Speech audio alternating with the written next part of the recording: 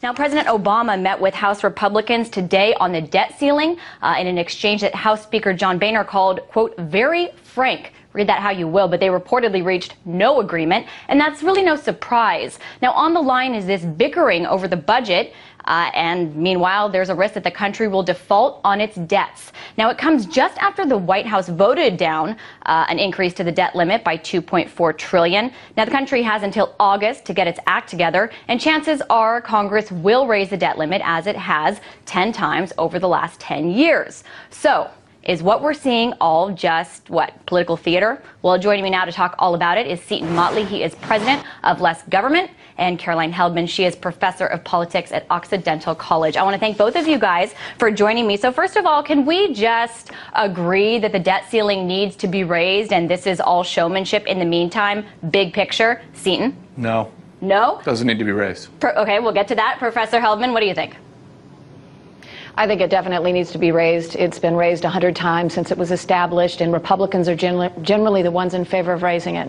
Okay, so what do you say to that, Seton? I mean, there is a whole scenario that people believe if the U.S. defaults on its debts, that will send shockwaves through the entire globe. So how can you say that the U.S. cannot raise it? Because you can not raise the debt ceiling a penny and pay all our debtors. How is that possible? Because the IRS continues to collect revenue regardless of whether or not we raise the debt ceiling. Well, many would argue with the economy in dire straits as it is, with joblessness still so high, that this is really a revenue crisis more than anything. It is a revenue crisis. The government spends too much money. We've increased spending by 29% in just the last 4 years at the federal level. So what do we cut? Defense? No. There's 9 million programs that are stupid, wasteful, abusive, and demonstrably ineffective. What do we cut? Medicare? Medicare, Medicaid, Social Security. Let's start with the constitutionally prescribed duties of the federal government. It mentions the national defense. It does not mention Medicare, Medicaid, or Social Security. All right, Professor Heldman, get in here. What do you say to that? What do we cut? Well, I would say we actually look at what caused the problem, which is not this one-time spike in spending as a result of TARP and the economic stimulus, but rather look at the structural deficit problems. 9 out of 90% of our structural deficit problems can be attributed to policies passed during the Bush administration, mostly having to do with cutting taxes on the wealthy and getting into wars we can't afford. And about 10% are due to President Obama's spending and the stimulus package. So we can't go in with this big sword and start cutting things that didn't actually cause the problem. What do you say to that? It's fundamentally untrue. The biggest deficit Bush had was $400 billion. Obama's been over $1.2 trillion each year he's been in the White House. The structural problem, again, as a result of TARP spending and the economic stimulus, we've already clarified that. That is a one-time expenditure. Which was stupid spending. So we can. Which was stupid so spending. it kept us out of the Great Depression. No, it prolonged the recession. Out of the Great Depression. It prolonged the recession. And let me finish my thought. Absolutely. The structural fundamental problems are Social Security, Medicare, and Medicaid. Liberal socialist Ponzi schemes that are crushing the budget and consuming all other federal spending. But what about the U.S. economy? You know, what would you say about the joblessness, about the current income disparity? So if the government gets out of the way, what happens? As government expands, the private sector contracts because it eats up more money, it's borrowing more money, it's taxing more, all of which constricts the growth of the economy. Yes, it's absolutely true. Well, hold on that is not at all what's happening right now. Okay, that's not at all what's happening. Okay, well, businesses have stockpiled more money than they've ever have. Caroline, I want to give you a second to respond to what Seton just said about what's really the problem in this economy, what's stifling growth. What do you think it is? Well, if it was stifling, if Social Security and Medicare were stifling growth, that's not what I said. We wouldn't have seen the zero deficit spending that we had under Bill Clinton. You did say that those were the driving problems behind it, and that's where we should cut. Yes, because the baby boomers are 20 years older now than then. They're now retiring. They weren't retiring when Clinton was president. Let's talk about the effect of fiscal austerity, though. I mean, Seton, what about in the UK, where they've imposed fiscal austerity ahead of any kind of deal? Well, and look at the cost that it's taken on the economy. What do you say to the toll that it's taken? People say that okay, just let me ask you this first. Consumer spending has contracted. People are predicting that their recovery is going to be pushed out further as a result of austerity measures. No, is that what you would prescribe for the United States? Yes, it's not what's causing the. So you would prescribe that for the United States? I would slow down the recovery in order for austerity. No, you're linking two things that are fundamentally diametrically opposed to one another. Government spending demonstrably damages private sector recovery, as we've seen with the nearly $1 trillion stimulus bill, which did nothing but waste $1 trillion. People argue that that should have been more, and that in fact it did work to do what it was supposed to do. They're in the Maynard James Keynes fans club. It didn't work in the 30s. It prolonged the Great Depression for a decade, and it hasn't worked now. Well, what has worked? Extending Bush tax cuts. We have seen that money benefit the rich, but I mean, it hasn't trickled down. Corporations have had record profits. CEO pay has gone up, but the poor are still poor. People are still losing their jobs, and we're not growing. The government is creating uncertainty at every turn. The FCC, the EPA, the National Labor Relations Board are all assaulting the private sector with regulatory regimes that make it impossible for them to know what's coming next, and they will not create jobs. They will not expand their businesses in such an uncertain regulatory climate as is being fostered by President Barack Obama. Now, Caroline, let me get in here, because many people would argue the last 30 years we've seen massive deregulation of many businesses, industries, Wall Street being one of the biggies. What do you think? Well, Seton, I don't think you can simultaneously say that government, when government spends, that it causes a private sector to shrivel up, and then look at the facts, which is that the stock market has rebounded 4,000 points during this economic downturn. Wall Street, not Main Street. You guys said that for 8 years under Bush. Excuse me. I need to finish my thought here. So 4,000 points since George W. Bush. We have seen corporate profits go up about 40%. Corporations are stockpiling trillions of dollars. We have never seen this sort of recovery where wealthy people are getting wealthier and corporations are doing so well at the exact same time that the government is spending all of this money, which actually saved Wall Street, which got us in the liquidity crisis in the first place. So how do you balance those two factors? Because you just made my point for me.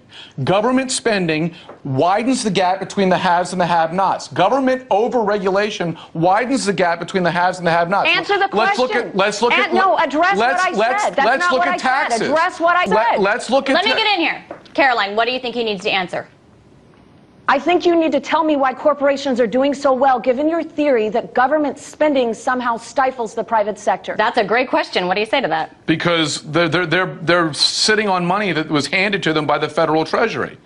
They're not creating the wealth. Corporations are? I mean, yeah, Wall Street banks have paid back their money. Most of them. No, a lot of them have not. They've been paying it with other government money. Chrysler's done that. GM's done that. A lot of the Wall Street banks have just taken other government money to repay other government money. It's not been a recovery. We're going to lose. Obama claimed we were going to make a profit on bailing out GM. He just now announced today. No, we're not. Obama just announced today we're going to lose 20% of our money. Okay. $16 billion out of the 80 we spent. Okay, let me get in here because I want to ask. He announced it. It's his number, not mine. Okay, let me get in here. I want to ask a question. You say that the debt ceiling does not need to be raised. What about in reality, where the United States has to be able to sell its debt to foreign investors in order to finance its operations? What happens when investors no longer have the faith that the United States can pay its bills and defaults on its debt? What about debts? What about reality? Well, the reality is, are they going to have more faith in us if we actually start to rein in spending, or are they going to have more faith in us if we continue to artificially inflate the ceiling? How big of a ceiling is it? It's a good question, but I think they want faith that we're going to pay our debts. Tim Geithner is being fundamentally disingenuous. He runs the show. If we do not raise the debt ceiling and his magic date, which, by the way, he's already moved once, if it's such a die-hard date, why did he move it once? He's borrowing from Peter to pay Paul. He's borrowing from pensions. Yes, he is. That's what he said in his letter. Money comes into the Treasury. If he wants to pay off the debtors with the money that comes into the Treasury, he can. If he wants to play games and play chicken with the economy, his words, not mine, he can spend the money elsewhere on all the stupid programs that they've enacted since 2009. But stupid programs it's since 2009. I thought you were talking about things like Medicare. People want that. How do you bridge the gap that people don't want these programs to be cut? Maybe they'd rather want defense to be cut. People want free ponies, too, but we can't afford that anymore either. Is Medicare a free pony, Caroline? Wow, you're equating making sure that elderly people have good medical care to free ponies? Government medical care isn't good medical care. That's fundamentally contradictory. That is fundamentally, you're fundamentally wrong about that. We actually spend less in overhead costs. That's because they price shift. Do you understand what they do? Do you know what they understand what they do in Medicare? They pay a much lower rate for goods and services via Medicare, and then we pick up the tab with our private sector insurance. They shift split the cost to us. I'm happy to do that. Well, I'm not. Do that to make sure That's that my good for grandmother you. has medical care. Okay. Why don't you take care of yourself? Pretty pony. Let me get in here. Hey, let me get in here. Grandmother yourself and not make us pay for it. Seton, why don't you let me get on to my next question because I want to move this ahead.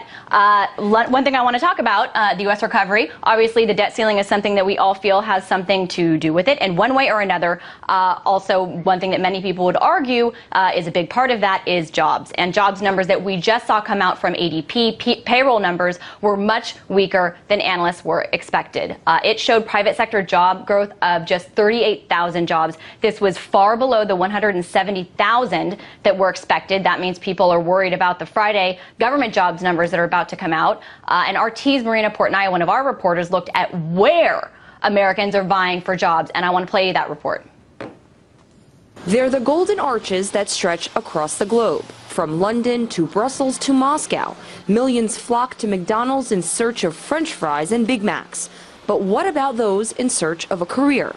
If I was in dire straits, I might go to McDonald's, but the entire time I was there, I'd be looking for something better, not to offend McDonald's employees.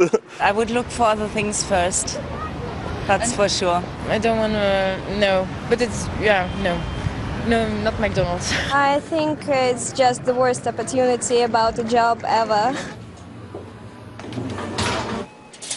Meanwhile, just across the Atlantic, the same aroma, Thank you, come again. but a much greater sense of appreciation. It's great work in here. I was able to go from a grill person to restaurant manager. The benefits, ongoing benefits, working with people day in and day out. My cafe, it is a secure career. It is a secure career. In the U.S., where nearly 14 million people are unemployed, a career at McDonald's has become appealing. Back in April, the fast food chain launched its first ever National Hiring Day. Nearly 1 million people applied for a job, but only 6 out of every 100 applicants were hired. McDonald's created 62,000 new minimum wage U.S. jobs in one day. But for the past 7 weeks, more than 400,000 Americans filed new claims for unemployment. This, as 45 million Americans are reportedly already receiving food stamps. Economist and author Les Leopold says Washington is ignoring a ticking time bomb. We have the richest country on earth who can't put its own people to work. That's a disaster waiting to happen. That's by far the biggest threat to the American people. In the wake of Osama bin Laden's assassination, U.S. leaders say terrorism continues to be the biggest threat against Americans. There's no doubt that al-Qaeda will continue to pursue attacks against us. Against a country where some 44 million Americans don't have health insurance. A reported 1 in 7 children are homeless. America's double war bill tops $1.2 trillion. And the richest 400 Americans hold more wealth than the bottom 50% combined. 2 unfunded wars and tax cuts for the super rich. They've lost their focus. They no longer have their eye on the prize, which is you have to put the American people back to work. Back to work in what's being dubbed a McJobs U.S. recovery, where a nationwide recruitment drive by a low-wage employer still sends 94% of applicants back to the Golden Arch queue. Marina Portnaya, RT, New York.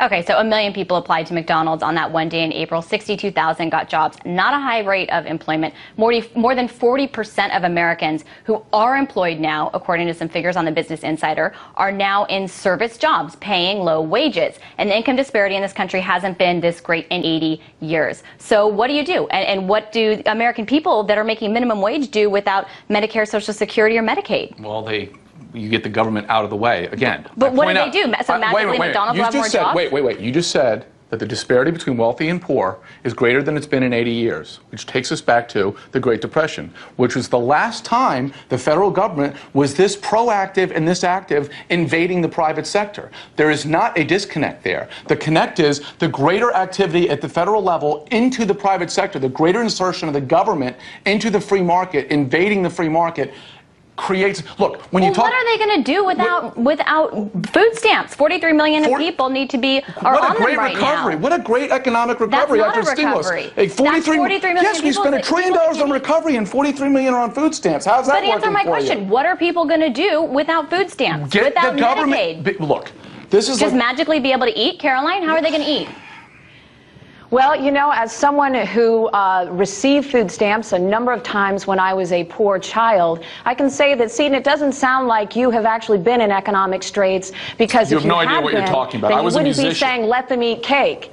The whole point is that we need these benefits, especially when you're unemployed, and especially when we have wages that aren't living wages. It's not an issue of the government interfering in the private sector. It is. It's the decline of unions who we no longer have living wages. So if you don't like private sector doesn't want unions. Private sector doesn't want unions. McJobs. Private sector doesn't want unions. That's not true. What about living wages? 7.2% of the private sector is unionized. That's it. It's a dying entity. The only people that have unions. Some people would argue there's been a war against unions. If it were what, in the last 2 months? No, over the last 30 years. No, the people have chosen not to unionize. States vote themselves right to work states. It's been a campaign.